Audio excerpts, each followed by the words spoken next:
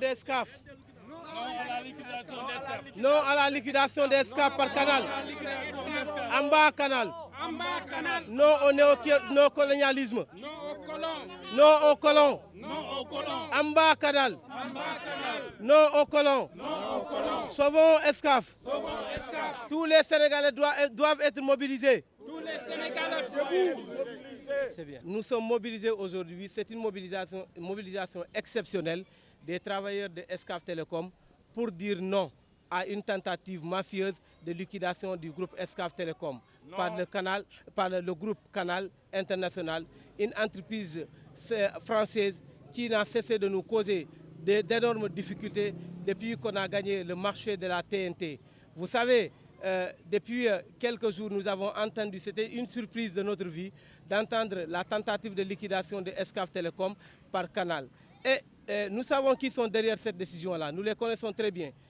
Ce sont des Sénégalais qui ont trahi leur pays, qui sont derrière cette décision-là pour essayer de liquider Canal. Et cela, nous, les travailleurs de SCAF, nous n'allons pas accepter cela. Vous avez tous entendu un ministre de la République dire que tous les Sénégalais ont besoin de Canal. Il est payé par le contribuable sénégalais.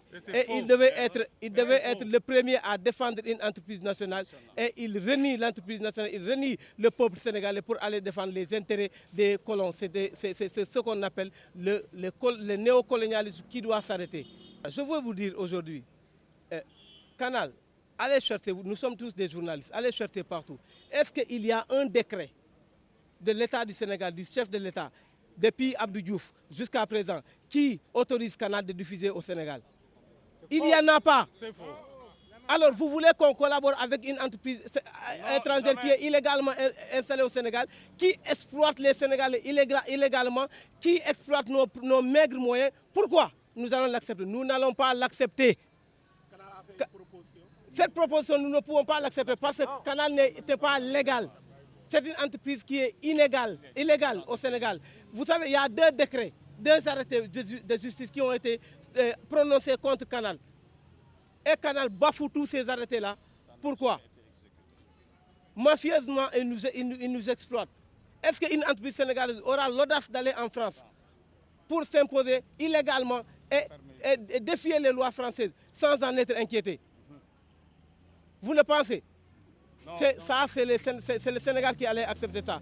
Et les Sénégalais épris de justice doivent défendre la cause des entreprises sénégalaises. Je peux vous dire cela. Ça, ce n'est qu'un début. Si on liquide SCAF, demain, c'est le groupe Futurs Médias ou tel groupe, Walfadjri ou tel, qui sont menacés. Il y a combien d'employés ici? Nous sommes plus de 500 employés. Ce n'est pas seulement ce que vous voyez ici. Ils sont dans les 14 régions du Sénégal. Nous n'avons pas la possibilité, sinon ils sont tous mobilisés et je peux vous envoyer les vidéos des mobilisations des 14 régions du Sénégal, ou plus 14 parce que nous sommes représentés dans les 45 départements du Sénégal. Ce que nous voulons, que l'État du Sénégal, en partie responsable de cette situation, prenne ses responsabilités. Il doit prendre ses responsabilités et soutenir cette entreprise nationale qui est une empire, je peux vous dire. Parce que si vous voyez aujourd'hui l'audiovisuel, avec la TNT que nous avons là, qu'est-ce qui ont réalisé cette TNT-là? Ce ne sont pas des Français. Et pourtant, quand on a lancé l'appel d'offres, il y avait des Français, des Occidentaux qui étaient là. Nous les avons montré que nous sommes capables de réaliser. Et vous voyez ces techniciens-là qui sont autour de moi. Ce sont eux qui ont réalisé ce projet-là. Donc, il faut faire prévaloir cette expertise nationale. Nous sommes capables de le faire. Et aujourd'hui, ce sont ces techniciens qui sont là. Aujourd'hui, quand la TDS... on a rendu le marché à la TDS comme qui a été signé dans le cahier de charge. Ce sont les techniciens qui étaient ici à SCAF qui sont actuellement recrutés par la TDS pour pouvoir continuer ce projet-là. Ils ont été formés ici, ils ont prouvé leur capacité de montrer aux Sénégalais et à la face du monde que nous sommes capables de réaliser les grands projets ici au Sénégal. Derrière cette décision, il y a quelque chose qui se casse.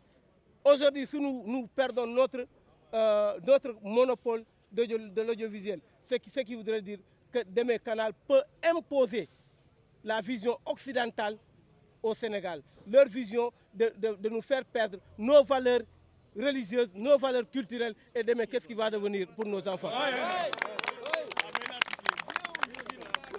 Pour dire vrai, le Ben est derrière Excaf à 100%. Parce que depuis très longtemps, nous suivons cette situation face à cette tentative de liquidation qui ne disait pas son nom depuis très longtemps. Mais aujourd'hui, les choses commencent à se préciser. C'est pour cela que, face à l'oppression, le Ben dit non.